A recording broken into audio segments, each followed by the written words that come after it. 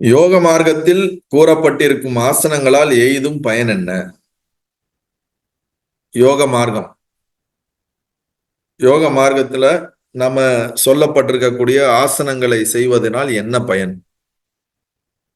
சாதனா பாதத்துல பதஞ்சலி யோக சூத்திரம் யோக மார்க்கத்துல சொல்லப்படுது. யமம், நியமம், ஆசனம், பிராணாயாமம், பிரத்யாகாரம், தாரணை, தியானம், சமாதி. அதுல ஆசனங்களை பத்தி பல விஷயங்களை சொல்லப்பட்டிருக்குது. பயிற்சி முறைகள், இதெல்லாம் இதெல்லாம் செய்யறதுனால என்ன பலன் கேட்கிறாரு. பகவான் சொல்றார், தியானத்தின் போது உடல் அசைவின்றி ஒரு நிலையில் அமைதியாய் இருப்பதற்கே அவை உதவுகின்றன. நம்ம ஆசனம் என்றால், நான் இப்ப உட்கார்ந்து இருக்கேன் பாத்தீங்களா, எதன் மேல் நான் உட்கார்ந்து இருக்கிறேனோ அதற்கு பேரும் ஆசனம் தான். நான் எப்படி உட்கார்ந்து இருக்கிறேனோ அதற்கு பேரும் ஆசனம். நீங்க இப்போ ஒரு சேர்ல உட்கார்ந்து இருந்தாலும் சோஃபால உட்கார்ந்து இருந்தாலும் நீங்க உட்கார்ந்து இருக்கிற மெத்தடுக்கு பேரும் ஆசனம் தான். நீங்க உட்கார்ந்து இருக்கக்கூடிய மெட்டீரியலுக்கு பேரும் ஆசனம் தான்.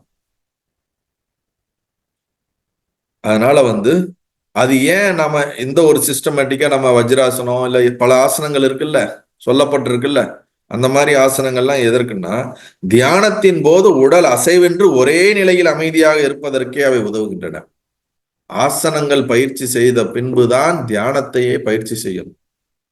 இல்லாட்டி தியானத்தை பயிற்சி பண்ணும்போது உடம்பு அசைவு இருந்துகிட்டே இருக்கும், மூமெண்ட்ஸ் இருந்துகிட்டே இருந்தா மனம் ஒருநிலைப்படுத்த முடியாது. நம்ம பதஞ்சலி யோக சூத்திரம் எடுக்கும்போது இந்த ஆசனத்தை பிராக்டிஸ் பண்ண சொல்லியிருப்போம் ரெகுலரா. அட்லீஸ்ட் 20 மினிட்ஸ் 40 மினிட்ஸ் உன்னுடைய உடம்பு உட்கார்ந்த பொசிஷன்ல அப்படியே இருக்கணும், எந்த மூமெண்ட்டும் இருக்கக்கூடாது. அது கல்லு மாதிரி அப்படியே அந்த ஃப்ரீஸ் பண்ண மாதிரி அப்படியே இருக்கணும்.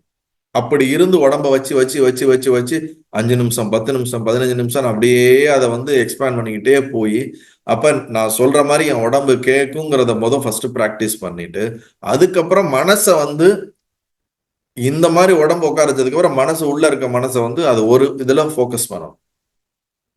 அப்பதான் அந்த தியானம் ஒழுங்கா வரும்.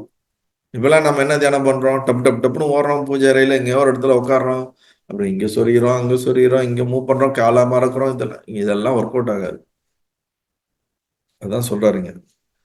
மேலும் உட்காருவதற்காக ஏற்பட்டப்பட்ட புலித்தோல், மான் தோல், தர்பாசனம் முதலியவும் உள்ளன. அதான் சொன்னேன்ல, எதன் மேல் நீங்கள் உட்காருகிறீர்கள். வெறுந்தரையில உட்கார்ந்துட்டு தியானம் பண்ணக்கூடாது. ஏதாவது ஒரு விரிப்பு போடணும். அது பெட்ஷீட்டோ அல்லது ஒரு சின்ன ஒரு ஒரு சின்ன ஒரு திக்னஸ்ல ஏதோ ஒரு இது.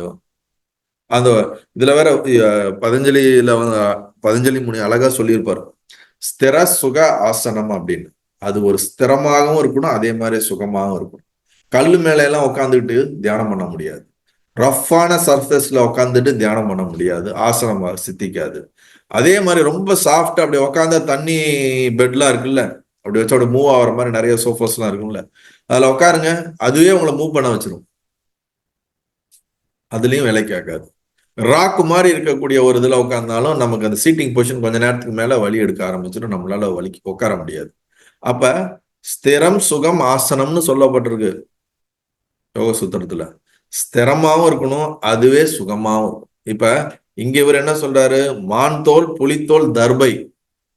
அந்த காலத்துல இதெல்லாம் பயன்படுத்தியிருக்காங்க. இந்த காலத்துலதான் நிறைய ஃபேப்ரிக் வந்துருச்சு, நிறைய குஷன் ஃபேப்ரிக் வந்துருச்சு. அந்த காலத்துல அந்த புலித்தோல் அவ்வளவு சாஃப்டாவும் இருக்கும், அதே சமயத்துல அது ஒரு லேயர், ஃப்ளோருக்கும் அதுக்கும் ஒரு லேயர், ஒரு சாஃப்ட் குஷனை கொடுக்குது. அதே மாதிரி மான் தோல், தர்ப, அதான் இங்க சொல்லியிருக்காரு. தன்னை உடலோடு சம்பந்தப்படுத்திக் கொள்ளும் போதே இவைகளை பற்றி ஆராய்ச்சி உண்டாகிறது. தான் உடலற்ற ஆத்மஸ்வரூபம் என்று உணர்ந்தால் அதுவே அனைத்துக்கும் ஆதாரமாய் ஆசனமாய் இருக்கிறது. ஸ்திரமாகவும் சுகமாகவும் உட்காருவதே ஆசனம். பாத்தீங்களா, இப்பதான் சொன்னேன். ஸ்திர சுக ஆசனம் யோக சூத்திரத்துல வருது, ஆசனத்துக்கான விளக்கத்துல. ஸ்திரமாகவும் சுகமாகவும் உட்காருவது. அது நீங்க வஜ்ராசனத்துல உட்காடுறீங்க, பத்மாசனத்துல உட்காடுறீங்க, சுகாசனத்துல உட்காடுறீங்க, அர்த்த பத்மாசனத்துல உட்காடுறீங்க, அது முக்கியம் இல்லை.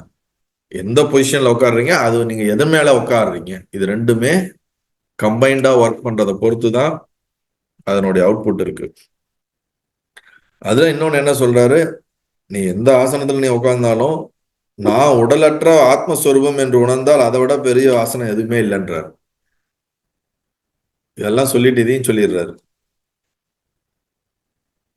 தன் நிஜஸ்வரூபத்தே என்று வேறு எங்கேதான் ஒருவன் சற்று சிரமமின்றி இனிதே அமர முடியும். எங்க வேணாலும் எந்த ஆசனத்துல போய் உட்கார்ந்தாலும் தன்னோட நிஜஸ்வரூபமான ஐ எம் கான்சியஸ்னஸ் அப்படிங்கிற அந்த உணர்வுல உட்கார்ந்தாதான் சுகமா உட்கார முடியும்.